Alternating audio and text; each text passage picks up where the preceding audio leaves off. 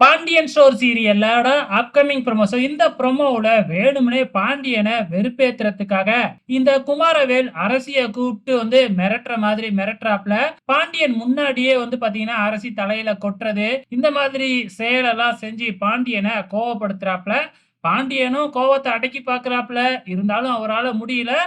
மல்லு கட்டிக்கிட்டு எப்படியோ கோவத்தை அடக்கிக்கிட்டு போயிடுறாரு. அதுக்கப்புறம் வீட்டுக்கு போயிட்டு வேணும்னே குமாரவேல், உங்க அப்பனை பழி வாங்குறதுக்கு எனக்கு சூப்பரா ஐடியா கிடைச்சிடுச்சு. உன்னைய இப்படிலாம் கொடுமைப்படுத்தினா உங்க அப்பா கவலைப்படுவான்ல அப்படின்னு சொல்லிக்கிட்டே இருக்கிறாங்க. அப்ப பார்த்தீங்கன்னா, நம்ம குமாரவேலுக்கு அரசி தான் இட்லி போட்டு சாம்பார் ஊத்திக்கிட்டு இருக்காங்க.